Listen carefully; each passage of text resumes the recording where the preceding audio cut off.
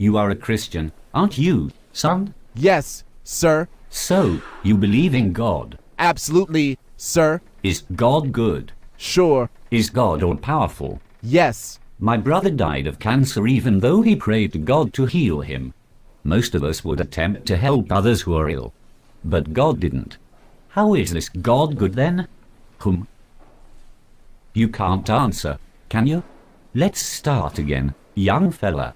Is God good? Yes. Is Satan good? No. Where does Satan come from? From ellipsis God ellipsis. That's right. Tell me, son, is there evil in this world? Yes. Evil is everywhere, isn't it? And God did make everything. Correct? Yes. So who created evil? Is there sickness, immorality, hatred, ugliness?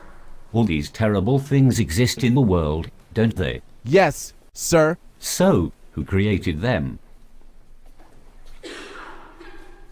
Science says you have 5 senses you use to identify and observe the world around you. Tell me, son, have you ever seen God? No, sir. Have you ever felt your God, tasted your God, smelt your God? Have you ever had any sensory perception of God for that matter? No, sir. I'm afraid I haven't. Yet you still believe in him? Yes. According to empirical, testable, demonstrable protocol, science says your God doesn't exist. What do you say to that, son? Nothing. I only have my faith. Yes, faith. And that is the problem science has. Professor, is there such a thing as heat? Yes. And is there such a thing as cold? Yes. No, sir. There isn't. Sir, you can have lots of heat, even more heat, superheat, mega heat, white heat, a little heat or no heat. But we don't have anything called cold. We can hit 458 degrees below zero, which is no heat, but we can't go any further after that. There is no such thing as cold. Cold is only a word we use to describe the absence of heat. We cannot measure cold. Heat is energy. Cold is not the opposite of heat, sir, just the absence of it. What about darkness, Professor? Is there such a thing as darkness? Yes. What is night if there isn't darkness? You're wrong again, sir. Darkness is the absence of something.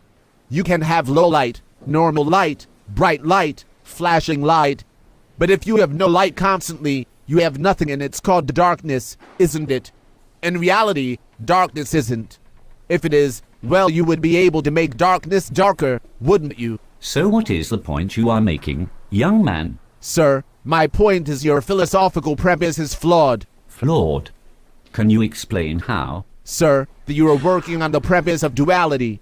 You argue there is life and then there is death, a good God and a bad God. You are viewing the concept of God as something finite, something we can measure. Sir, science can't even explain a thought.